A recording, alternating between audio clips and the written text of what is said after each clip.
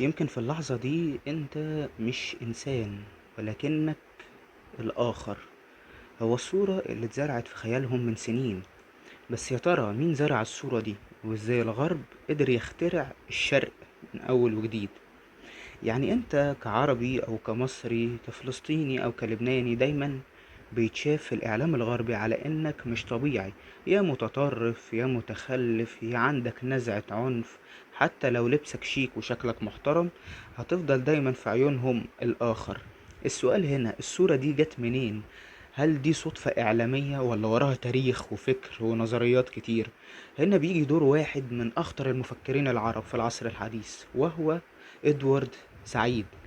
اهلا وسهلا بيكم، انتوا هنا في حلقة جديدة من برنامج الفيلسوف. في الاول ما تنساش تعمل شير ولايك وسبسكرايب للقناة، ويلا بينا ندخل في موضوع الحلقة بتاعتنا على طول. ادوارد سعيد اتولد في القدس سنة 1935 في عيلة فلسطينية مسيحية، ودرس في القاهرة وبعدها في أمريكا. رغم أنه تربى وسط مثقفين عربيين ومنهم وكمان غربيين، إلا أنه حس دايما أنه مش منتمي بالكامل لأي طرف. وده خلق عنده حساسية شديدة تجاه الهوية والتمثيل ونظرة الآخر ليه. كان بيشوف نفسه دايما كإنسان منقسم، العربي اللي فيه عيون الغرب، والغرب اللي شايف أهله بيتصوروا بشكل مشوه كمان. لما نيجي نبص لمفهوم الاستشراق بالتفصيل عند إدوارد سعيد، هنلاقي مثلا إن في سنة 1978 نشر كتابه الأشهر أورينتاليزم، واللي قلب موازين الفكر الغربي. قال فيه إن الشرق اللي الغرب بيتكلم عنه مش هو الشرق الحقيقي، بل صورة خيالية اتبنت من خلال قرون من الكتب والرحلات والروايات والسيطرة السياسية كمان. طيب يعني ايه استشراق؟ الاستشراق هو اسلوب غربي للهيمنة على الشرق بانتاج معرفة مش عنه ولكن ضده بشكل كبير. بمعنى ان الغرب بيخلق سردية كاملة عن الشرق، من اول الف ليلة وليلة لحد سينما هوليوود، وبيستخدمها علشان يبرر التدخل والاستعمار والسيطرة. الاستشراق مش بس دراسة علمية، لكنه أداة قوة، بيخلي الغرب دايما في موقع المتحدث والمفسر والحاكم. إدوارد سعيد قال كمان حتى المستشرقين المحترمين زي إرنست رينان ولويس ماسينون كان عندهم نظرة فوقية، إن الشرق عاطفي وثابت وغير عقلاني، والغرب ده عقلاني ومتطور وحاجات تانية كتير.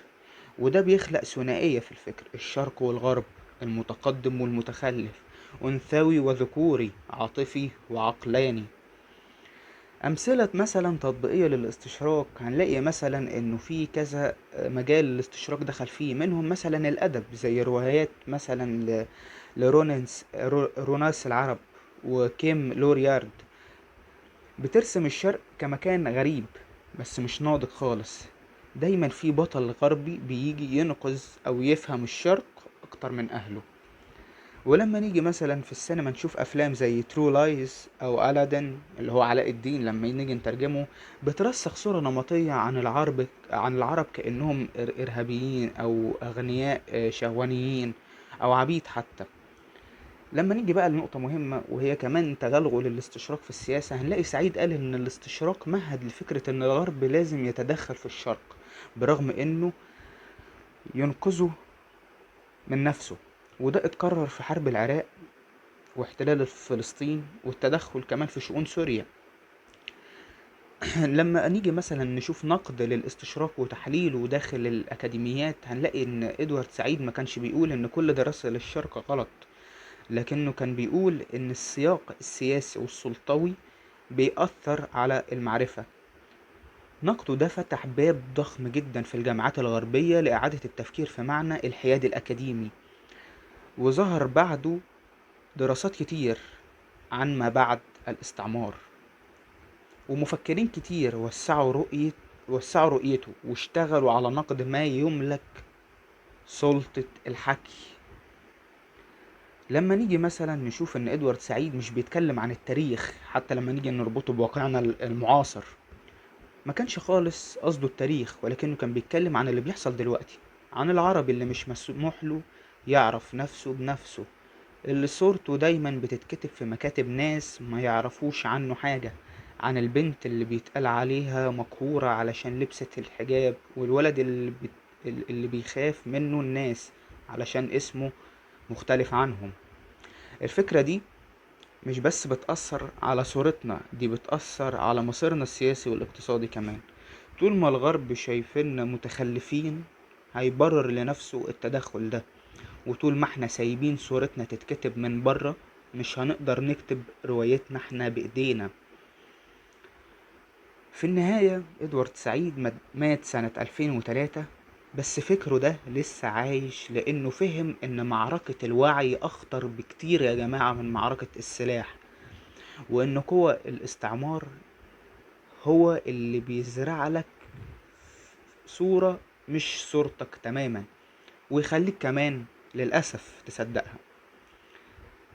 لو كنت تقدر تعيد تعريف صورتك للعالم هتبدأ منين؟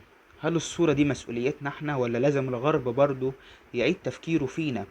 اكتب لي رأيك في الكومنت، وخلينا نبدأ سوا ثورة جديدة في الوعي الفكري. في نهاية الحلقة ده كان نبذة مختصرة عن أفكار المفكر الكبير إدوارد سعيد. في نهاية الحلقة أنت هنا كنت في برنامج الفيلسوف، ما تنساش تعمل شير ولايك وسبسكرايب للقناة، وأشوفكم في فيديو جديد. سلام.